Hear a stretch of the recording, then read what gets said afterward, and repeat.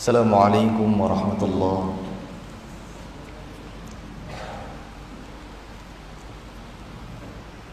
Innal hamdalillah nahmaduhu wa nasta'inuhu wa nastahdihi wa nastaghfiruh wa na'udzu billahi min shururi anfusina wa min sayyiati a'malina. Man yahdihillahu fala mudilla lahu wa man yudlilhu fala hadiya lahu. أشهد أن لا إله إلا الله وأشهد أن محمدا عبده ورسوله. اللهم صل وسلم وبارك على محمد وعلى آله وصحبه أجمعين. رب اشرح لنا صدورنا ويسر لنا أمورنا واحلل عقدة من ألسنتنا يفقهوا قولنا. سبحانك لا علم لنا إلا ما علمتنا إنك أنت العليم الحكيم. ولا حول ولا قوة إلا بالله العلي العظيم. رضينا بالله ربا وبالإسلام دينا وبمحمد نبيا ورسولا. قال الله تعالى في الكتاب الكريم: أعوذ بالله من الشيطان الرجيم. اهدنا الصراط المستقيم صراط الذين أنعمت عليهم غير المغضوب عليهم ولا الضالين.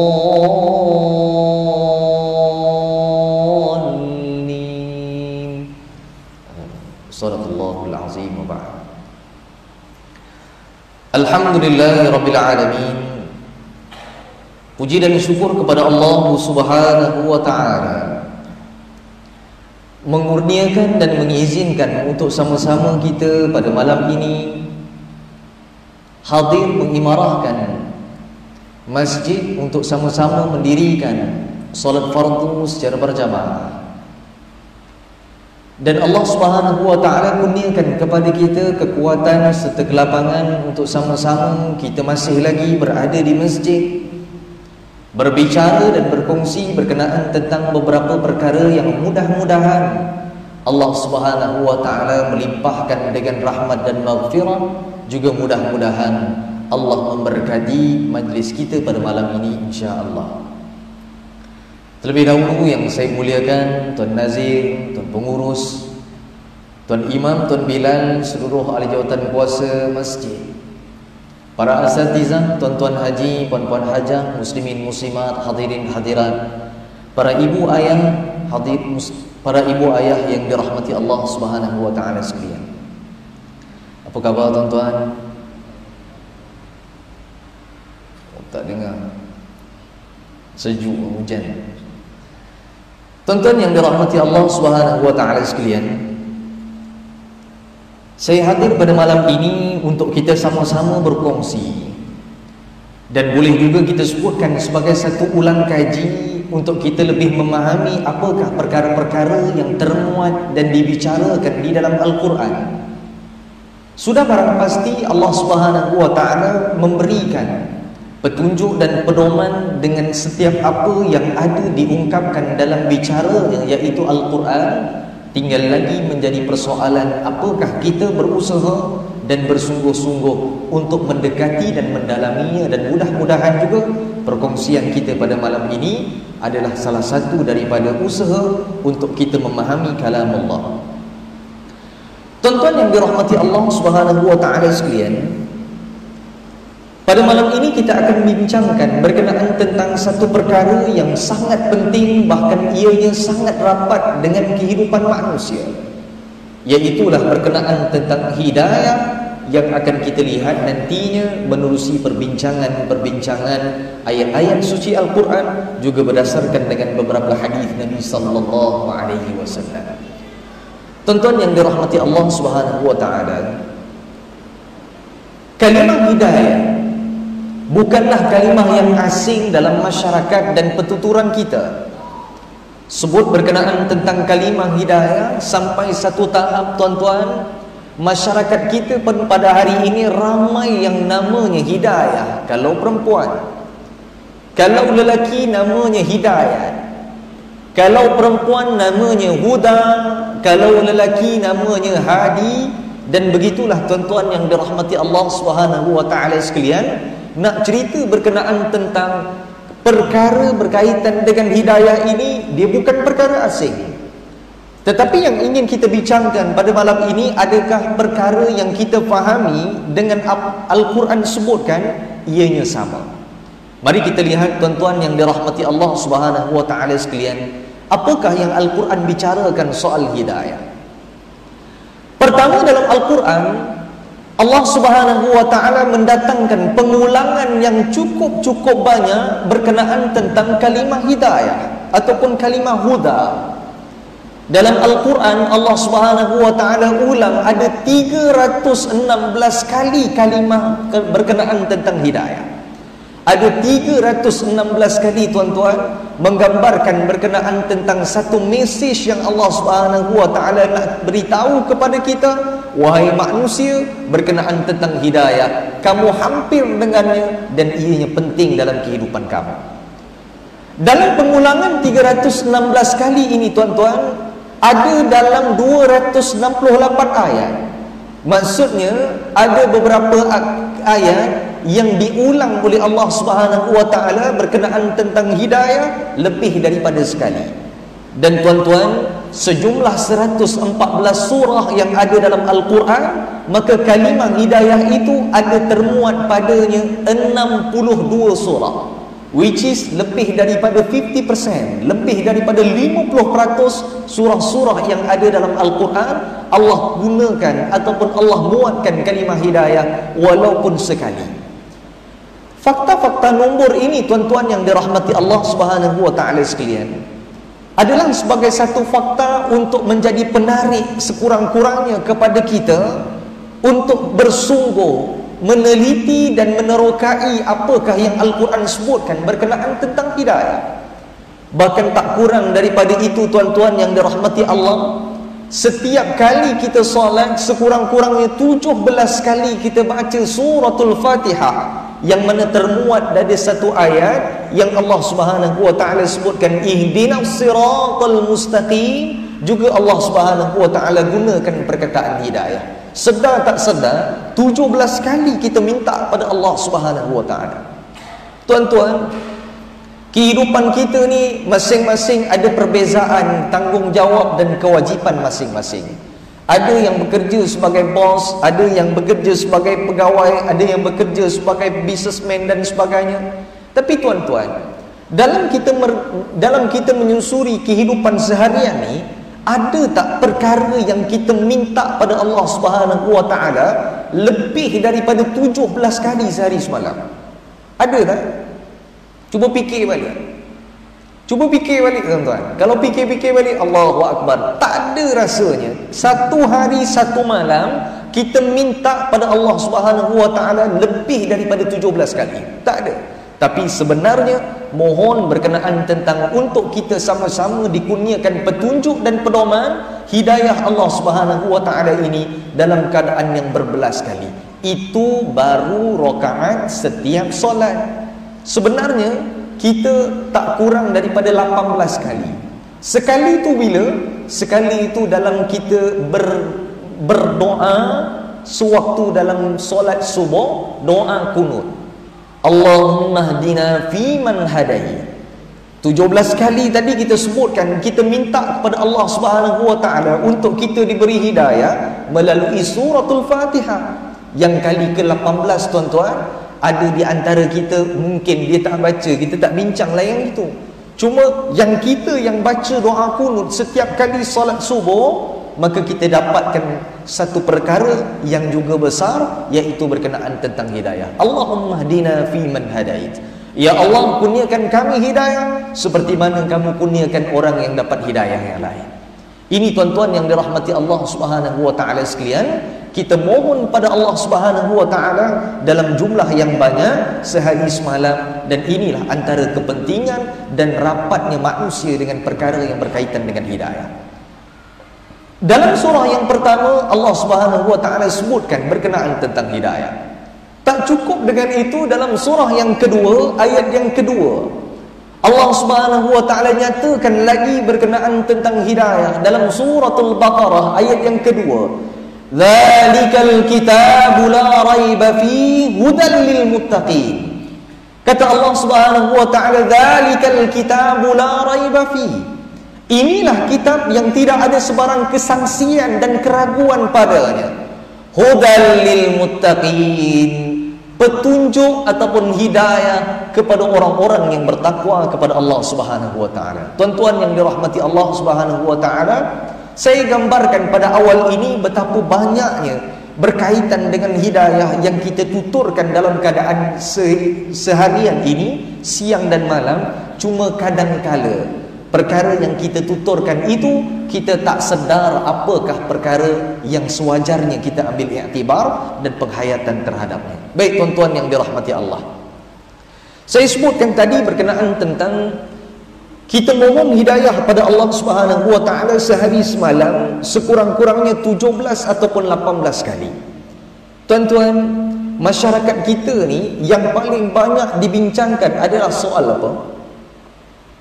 Kita yang paling banyak bincang pasal apa? Bincang pasal makan. Betul kan? Bincang pasal makan. Saya pun sama tuan-tuan. Tadi baru jumpa sahabat lama. Lama tak jumpa. Lama tak jumpa, alhamdulillah. Dia singgah solat di sini dan saya jumpa. Apa bincang? Oh, lama tak jumpa. Nanti kalau free kita pergi makan-makan. Tak ada benda lain. Jaranglah kita bincang. Lama tak jumpa. Nanti kalau free jom kita jogging. Jarang. Tak ada bahkan.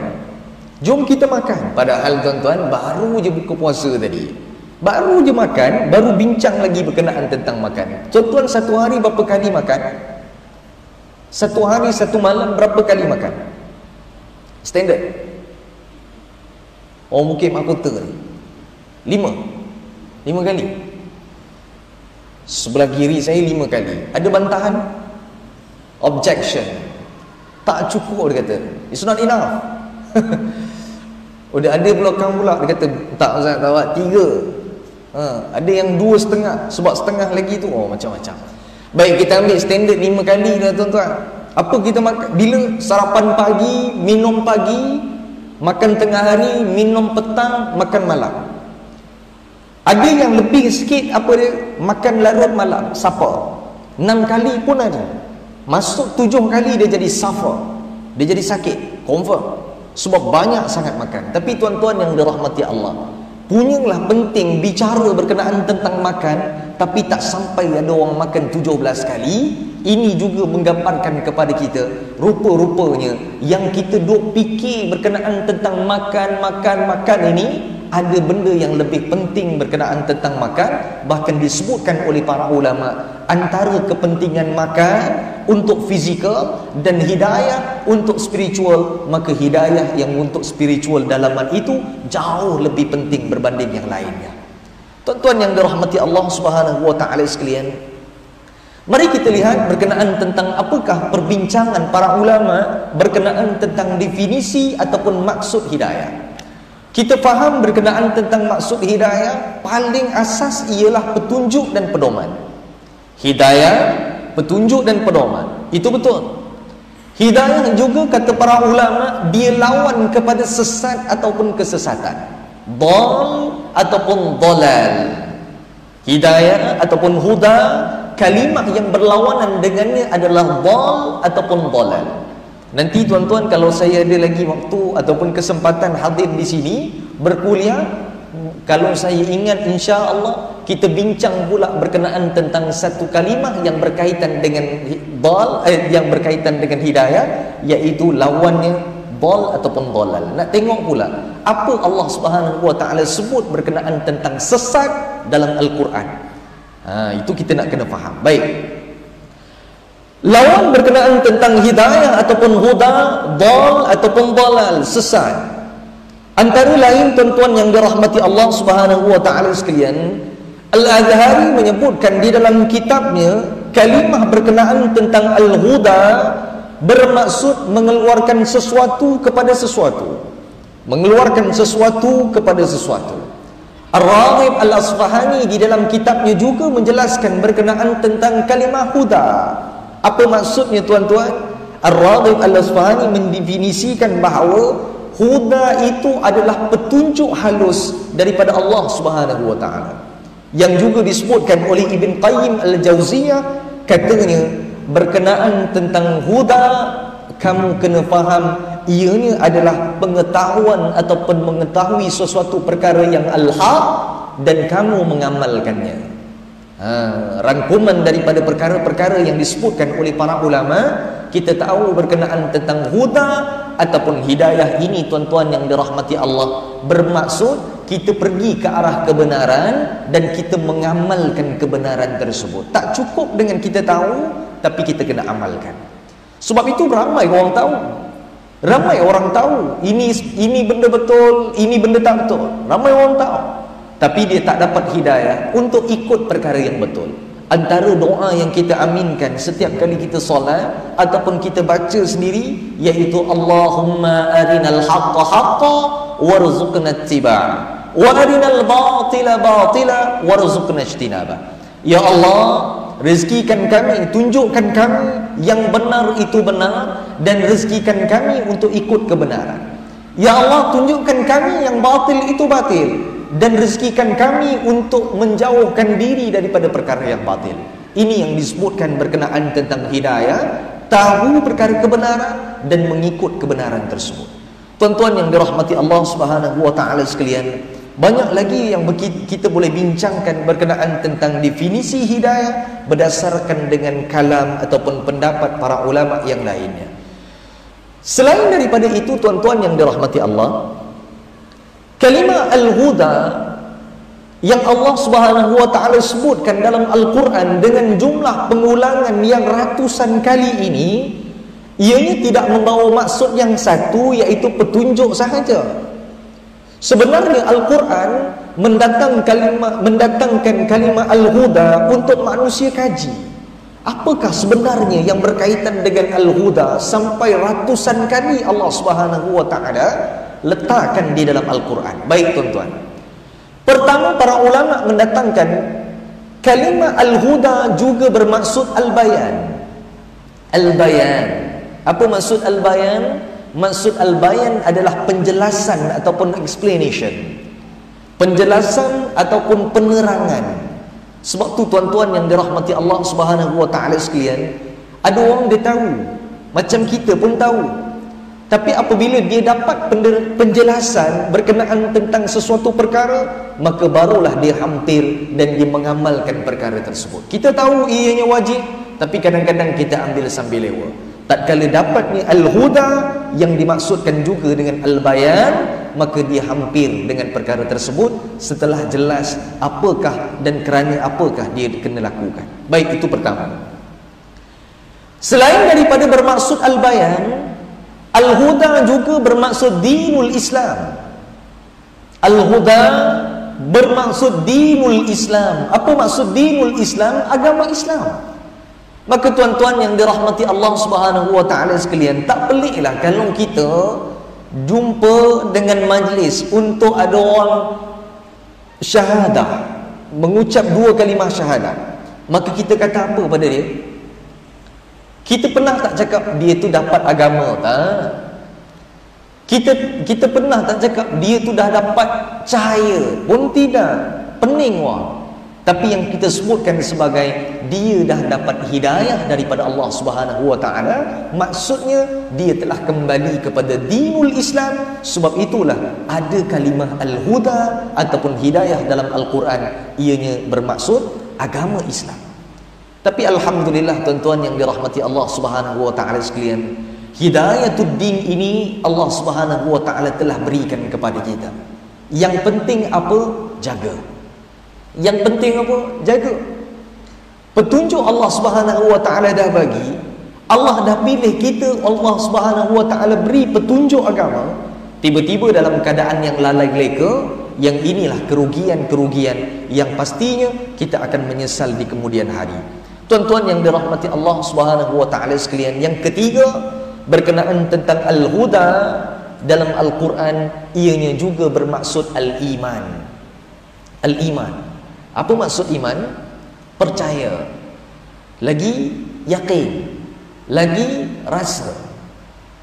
Anak-anak kita yang saya rasa ramai yang baru habis peperiksaan SRA kan, sekolah rendah agama, kita pun dengar dia ulang kaji. Anak saya yang sulung darjah 1, kita dengar dia pun sebut berkenaan tentang 6 rukun iman, 1, 2, 3, 4, 5, 6. Kadang-kadang kalau dia tak sebut, kita pun boleh jadi terbalik dia punya susunan tu.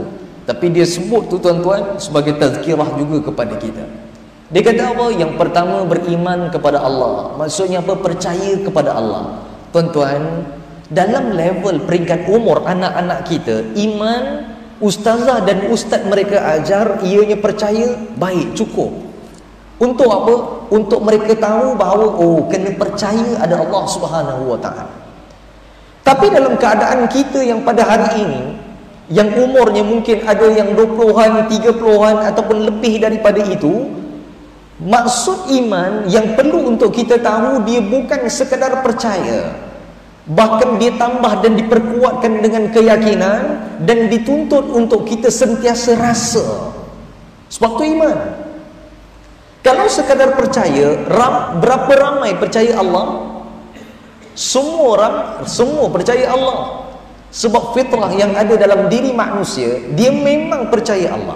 Tinggal lagi dia sekutukan ataupun tidak. Yang sekutu kita kata kafir, yang tidak kita kata iman, beriman kepada Allah. Ramai tak yakin kepada Allah Subhanahu Wa Ta'ala. Yang ini yang mula sikit pula, dia dah berkurang. Dia yakin, dia percaya Allah ada, tetapi kadang-kadang dia tak yakin berkenaan tentang kewujudan Allah Subhanahu Wa Ta'ala. Lantas orang ini biasanya dia akan berputus asa, dia akan buat satu perkara yang di luar daripada batasan, dan ini krisis keyakinan yang ada dalam dirinya. Dan satu lagi tuan-tuan yang dirahmati Allah, kadang-kadang dia yakin ada, tapi masalah dia tak rasa sentiasa perkara itu ada dalam dirinya. Saya tanya tuan-tuan yang dirahmati Allah, contohnya salah satu perkara yang berkaitan dengan rukun iman adalah berkaitan dengan beriman kepada malaikat. Beriman kepada malaikat. Tuan-tuan, saya nak tanya, saya pun tanya diri saya, saya pun tanya tuan-tuan, kita bincang. Seramai-ramai malaikat, malaikat mana yang orang memang dia percaya betul dia ada? Paling percaya lah malaikat maut. Sungguh betul kan? Malaikat maut paling orang percaya. Sebab apa? Takut mati. Sebut ni takut mati, dia maksudnya apa? Dia ingat malaikat maut ada. Tapi kadang-kadang perangainya seolah-olah malaikat maut tu dia tak percaya dan dia tak yakin ada.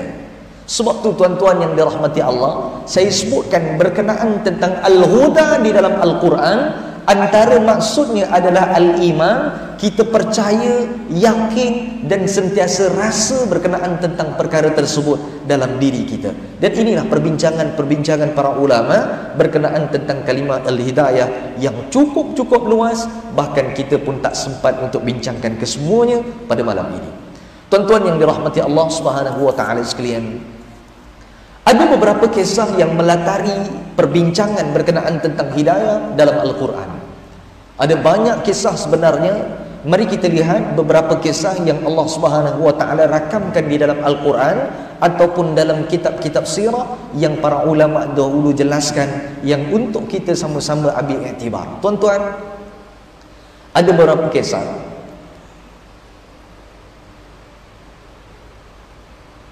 Kisah pertama berkenaan tentang hidayah ini tuan-tuan. Dan kisah-kisah ini sebenarnya dia rangkuman kisah berkenaan tentang hakikat hidayah adalah milik Allah Subhanahu Wa Ta'ala semata-mata, tidak pada yang lain. Bahkan Nabi SAW sendiri pun Allah Subhanahu Wa Ta'ala tidak memberikan kuasa untuk memberikan hidayah pada orang lain. Hidayah hakikatnya milik Allah Subhanahu Wa Ta'ala. Kisah yang pertama ini, saya kira kisah yang tuan-tuan sendiri tahu dan ingat. Ulang kaji berkenaan tentang kisah ini, Pakcik Nabi SAW salah seorangnya nama Abu Talib. Tuan-tuan tahu kan kisah berkenaan tentang Abu Talib? Abu Talib ini tuan-tuan yang dirahmati Allah, punyalah rahmat dengan Nabi SAW, kerana Abu Talib inilah yang menjaga Nabi SAW setelah ibu Nabi SAW meninggal, dan juga ayahnya meninggal awal daripada itu lagi. Maka selepas daripada itu tak ada siapa-siapa yang jaga Nabi SAW, yang mengambil tanggungjawab untuk menjaga Nabi SAW ialah pakciknya Abu Talib. Makan pakai Nabi SAW di bawah jagaan Abu Talib. Sakit sihat Nabi SAW di bawah jagaan Abu Talib. Dan tuan-tuan, kita pun kenal Abu Talib ini siapa? Abu Talib ini bukan orang biasa-biasa. Dia salah seorang yang dihormati dalam kalangan masyarakat pada ketika itu. Sebut dia nama Abu Talib, tak ada siapa yang berani untuk lawan dia. Maksudnya tuan-tuan, kalau dalam bahasa kita pada hari ini, jangan kata ayahanda, jangan kata ayahanda, jangan kata abang long kawasan. Ini bukan levelnya. Bahasa-bahasa budak-budak sekarang, ui siapa tu? Ayahanda turun. Ada masalah, ayahanda turun baru selesai. Abu Talib tak payah begitu.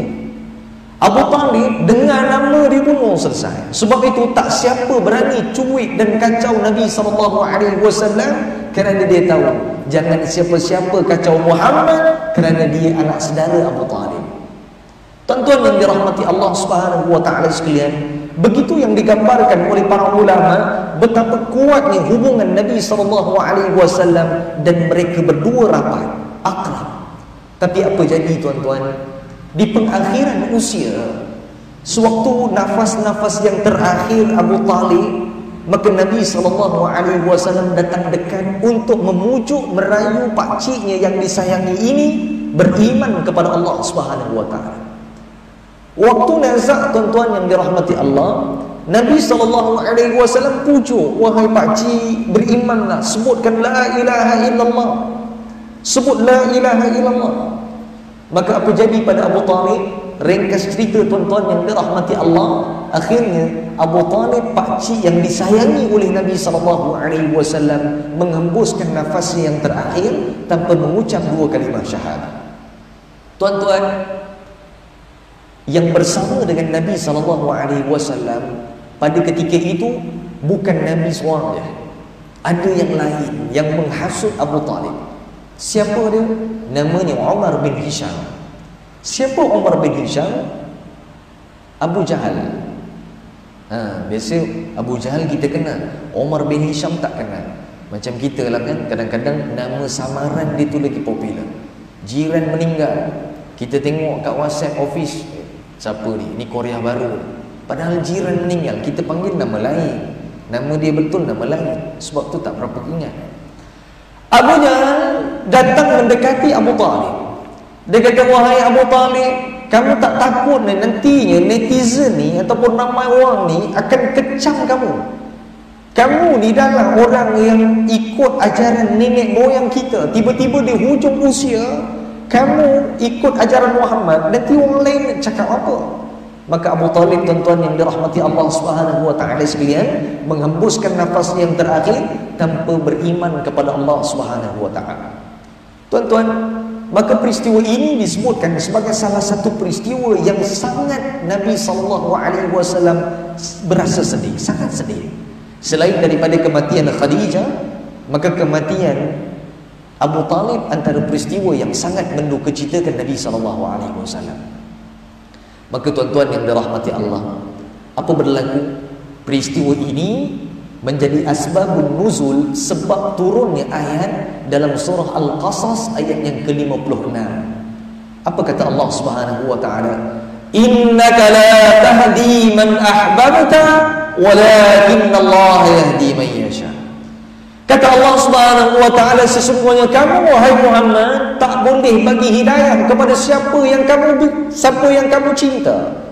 Walakinnallaha yahdi man yasha. Allah Subhanahu wa taala boleh berikan hidayah kepada siapa yang Allah Subhanahu wa taala mahukan. Hidayah di sini bermaksud dinul Islam. Wa huwa a'lamu bil muhtadin, kata Allah Subhanahu wa taala. Allah lebih mengetahui siapa yang orang yang mendapat hidayah di sisi Allah Subhanahu wa taala. Tuan-tuan yang dirahmati Allah Subhanahu wa taala sekalian, lihat kisah yang pertama ini jelas menunjukkan berkenaan tentang hakikat hidayah memang benar-benar ada pada Allah Subhanahu wa taala, tidak pada yang lain. Ini kisah yang pertama. Kisah yang kedua, tuan-tuan yang dirahmati Allah, berkaitan dengan hidayah. Tadi kisah lelaki, ini kisah berkenaan tentang perempuan. Siapa yang tak kenal seorang wanita bangsawan yang bukan calang-calang wanita, namanya Hindun bin Utsbah. Hindun bin Utsbah ini, tuan-tuan yang dirahmati Allah, dia ketua pergerakan wanita, lebih kurang gitu. Maksudnya ketua, kan macam-macam kan, ada nama-nama. Maksudnya dia ketua wanita. Dalam keadaan itu, tuan-tuan, pengaruhnya juga kuat dan dia bukan orang biasa-biasa. Sebelum kita cerita panjang berkenaan tentang Hindun bin Utsbah, sekadar untuk makluman, Hindun bin Utsbah ini adalah ibu kepada Muawiyah. Ibu kepada Muawiyah. Tuan-tuan yang dirahmati Allah, apa berlaku kepada Hindun bin Utsbah? Hindun bin Utsbah ini, tuan-tuan yang dirahmati Allah, dia sangat benci kepada Nabi SAW. Dia tak suka Nabi. Selain daripada tak suka susuk tubuh Muhammad SAW ini, perkara yang dia tak suka adalah ajaran Muhammad SAW. Dia cukup benci. Dan begitu juga, tuan-tuan, bukan sekadar Nabi SAW yang dibenci, bukan sekadar ajaran Nabi SAW yang dibenci, bahkan siapa yang menjadi pengikut kepada Nabi SAW juga akan dibenci oleh Hindun bin Utsbah.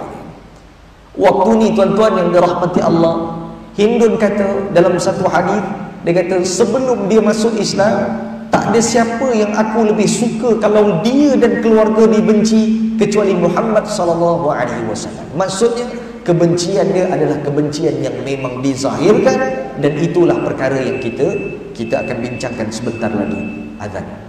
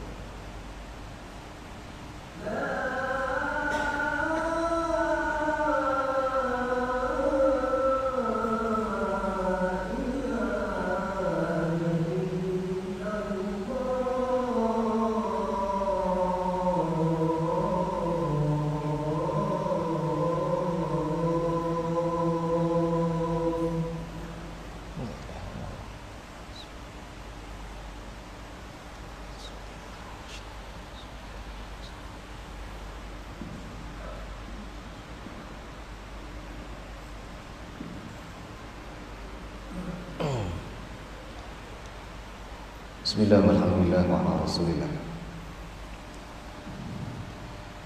Tuan-tuan yang dirahmati Allah Subhanahu wa taala sekalian, kita bicarakan berkenaan tentang kisah yang kedua, seorang wanita namanya Hindun bin Utsbah.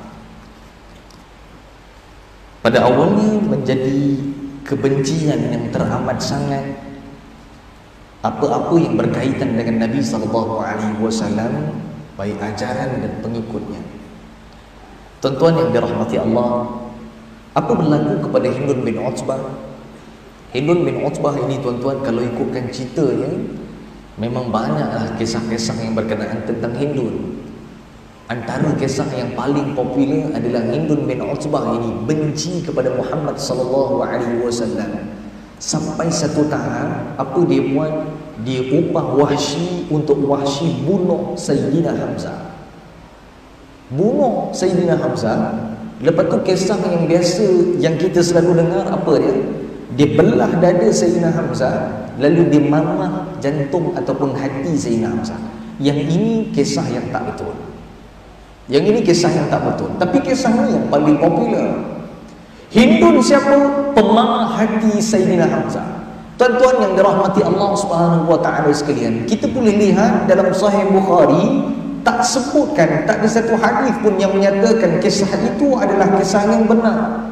Sayyidina Hamzah dibunuh dalam peperangan dan mayatnya ataupun jenazahnya dalam keadaan yang sangat teruk, itu betul. Tapi tak sampai satu tahap cerita berkenaan tentang Hindun bin Utsbah ini dimakan tu tak sampai tahap begitu.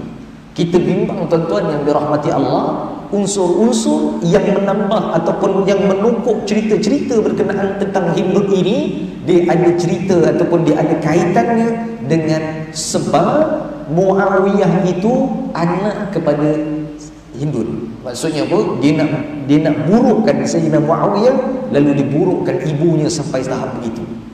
Tuan-tuan yang dirahmati Allah Subhanahu wa taala sekalian, berjaga-jaga dalam kisah yang berkenaan tentang para sahabat, khususnya yang Allah Subhanahu wa taala rakamkan sebagai orang yang mulia mendapat hidayah Allah Subhanahu wa taala. Hindun. Akhirnya tuan-tuan yang dirahmati Allah Subhanahu wa taala sekalian, kita tahu berkenaan tentang Hindun bin Utsbah ini beriman kepada Allah Subhanahu wa taala. Lantas Nabi SAW menerima Hindun bin Utsbah. Hadis yang tadi itu disambung. Kata Hindun bin Utsbah, dia kata apa? Dan pada ketika ini tak ada siapa yang paling aku sukai kalau dia dan keluarganya dipuji kepada selain daripada kamu, wahai Muhammad sallallahu alaihi wasallam. Itu mafhum daripada hadis. Maksudnya apa? Sebelum dia dapat hidayah, memang dia benci kepada Muhammad dan agamanya. Selepas dia dapat hidayah daripada Allah, dia antara orang yang paling sayang dan paling cinta kepada Nabi SAW dan cinta pada agama. Sebab itu tuan-tuan yang dirahmati Allah Subhanahu wa taala sekalian, kisah yang kedua ini juga menunjukkan benarlah hakikat hidayah itu milik Allah, yang pada asalnya benci menjadi orang yang paling kuat bersama dengan agama Allah Subhanahu wa taala, bersama dengan ajaran Nabi Muhammad sallallahu alaihi wasallam. Begitu juga tuan-tuan yang dirahmati Allah, ada beberapa kisah lagi tuan-tuan tahu berkenaan tentang kisah Sayyidina Umar Al-Khattab.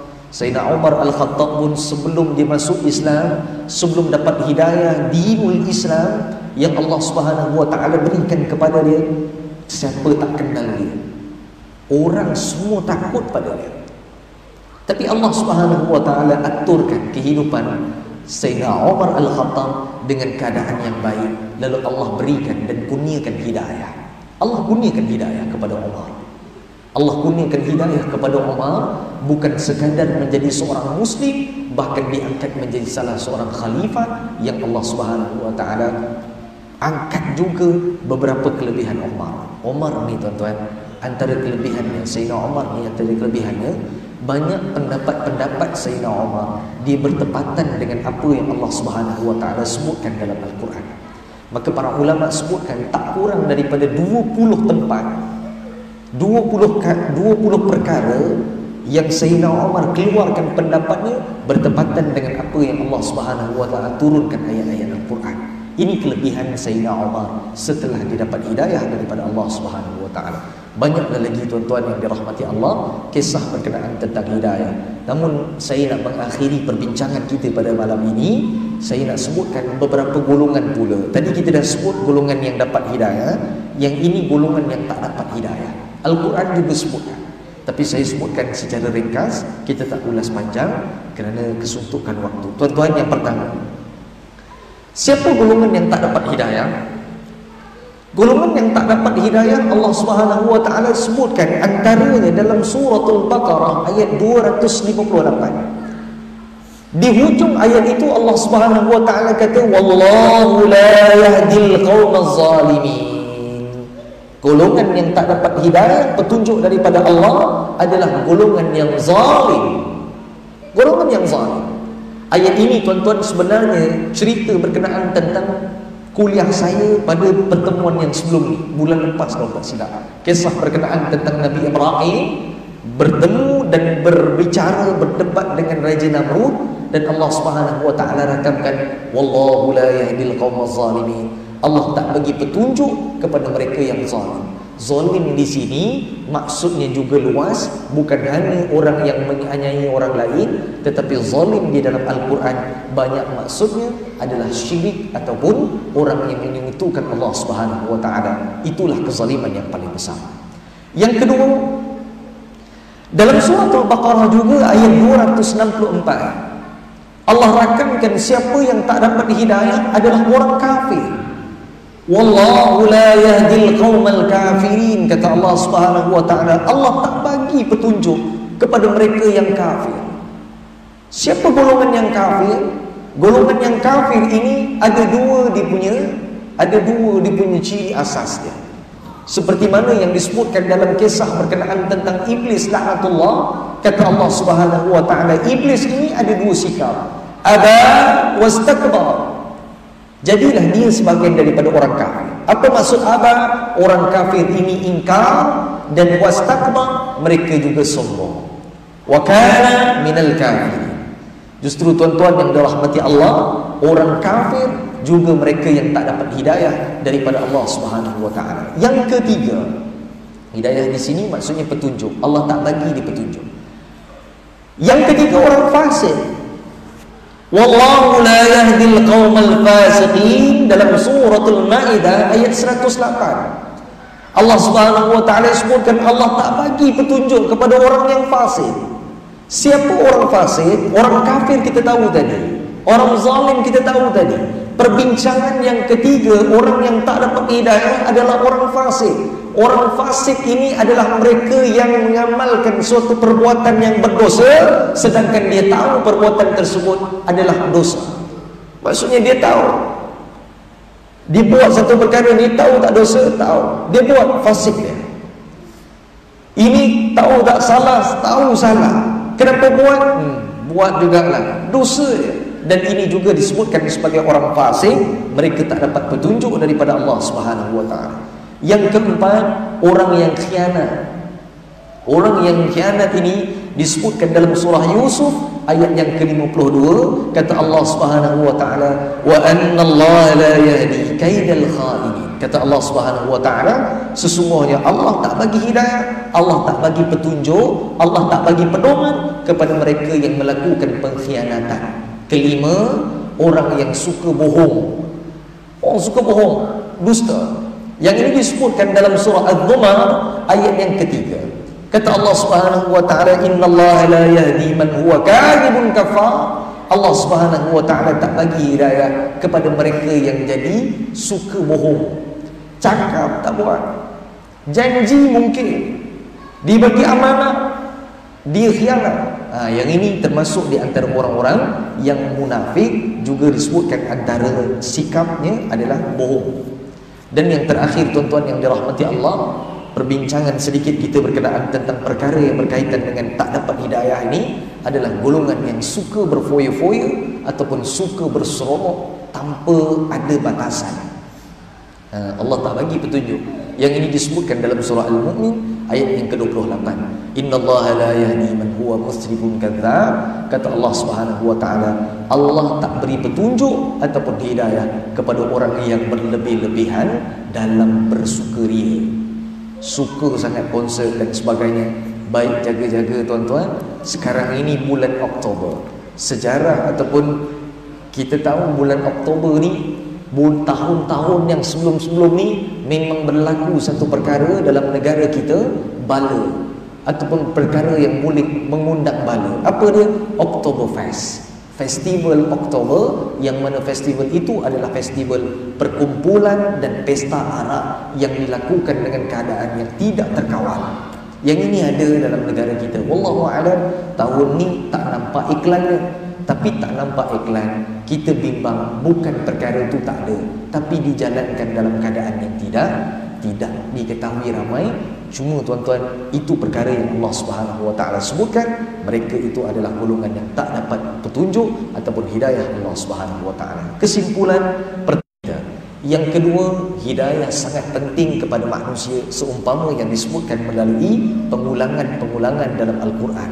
Yang ketiga, berkenaan tentang hidayah, tuan-tuan, jagalah yang ada. Jaga. Sebab Allah pilih kita dah, jaga je lah.